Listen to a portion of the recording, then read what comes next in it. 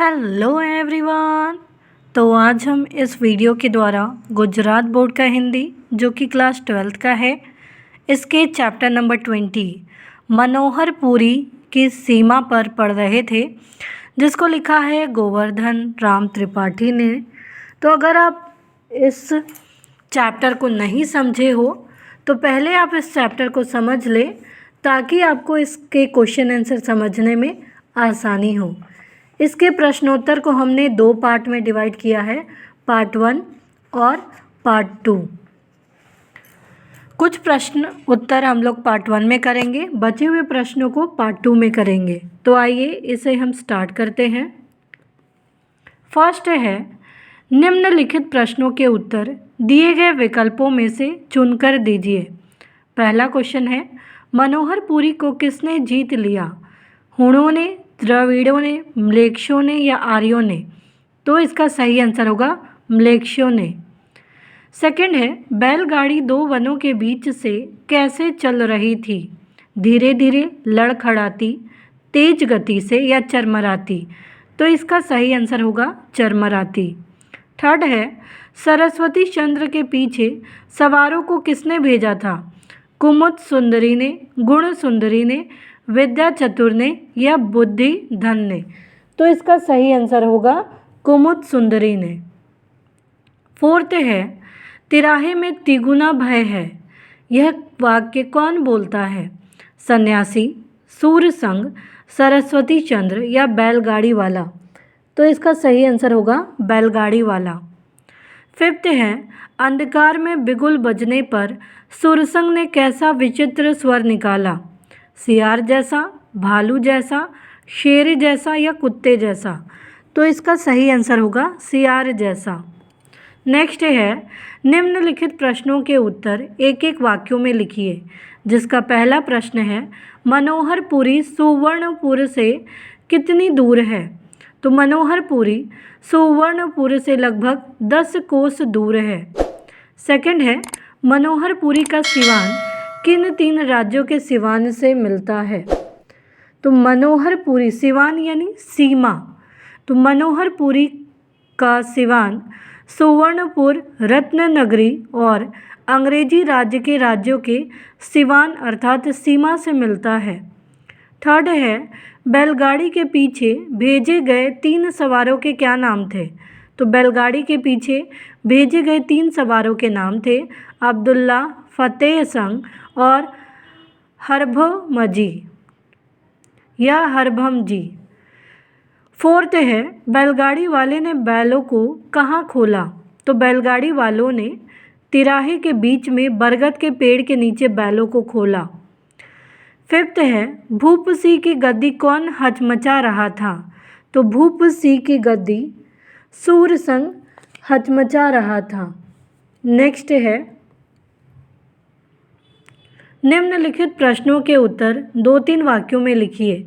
जिसका पहला प्रश्न है, किन कारणों से मनोहरपुरी लोगों को प्रिय थी? क्या कारण था?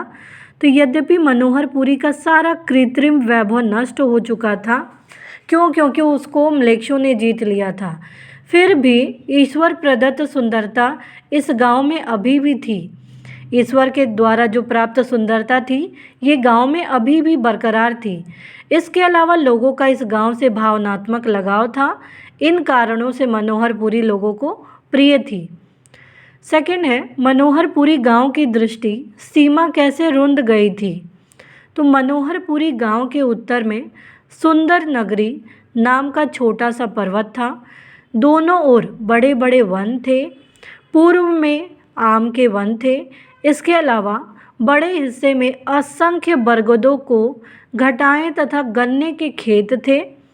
इन सब से इस गांव की जो दृष्टि सीमा रुंध गई।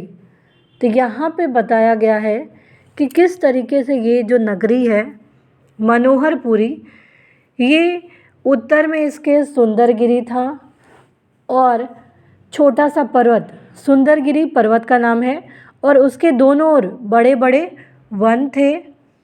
इसके अलावा पूर्व में आम के वन थे और बड़े हिस्से में असंख्य बरगदों को घटाए तथा गन्ने के खेत थे।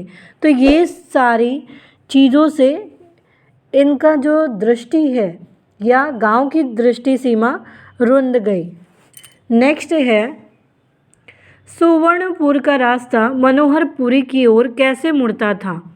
तो सुवर्णपुर से निकलने वाला रास्ता नदी की तरह आम और ताड़ के वनों को अलग कर दोनों के बीच से गुजरता था। यह रास्ता मनोहरपुरी की ओर मुड़ता था। तो ये जो रास्ता था, सुवर्णपुर से निकलने वाला जो रास्ता था, ये नदी की तरह आम और ताड़ के वनों को अलग कर देता था और उसके बीच से ये रास्ता गुजरता था। फोर्थ है, सूरसंग ने राजा खाचर के प्रति श्रद्धा किन शब्दों में प्रकट की। तो सूरसंग के मन में राजा खाचर के प्रति बहुत श्रद्धा है। वह कहता है कि राजा खाचर की हम पर बड़ी कृपा है। सरकार से वह चाहे जो बोलेगा, कागज़ में चाहे जो लिखेगा, किंतु वह उसका यानी सूरसंग का बाल बांका नहीं होने देगा।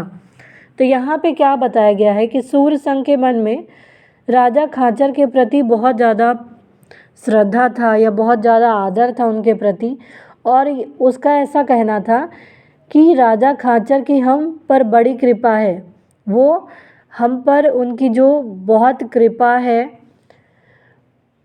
इसके अलावा सरकार से वो अर्थात राजा से वो जो कुछ भी बोलेगा, जो कुछ भी कागज़ में लिखेगा, वह उसका बाल बांका भी यानी सूरसंग का वो राजा खाचर बाल बांका भी नहीं होने देंगे। उन पर इतनी कृपा है इनकी, अर्थात राजा खाचर की कृपा है सूरसंग पर। फिफ्थ है, चिलम की आग का प्रकाश कैसा स्पष्ट होता था। तो चिलम में आग जली तो ऐसा लगा माना ऊपर की डालों में उस तेज का प्रतिबिंब पड़ा हो, प्रतिबिंब अर्थात तेज प्रकाश पड़ा हो, तब जुगनू के पंखों की तरह प्रकाश स्पष्ट होता था।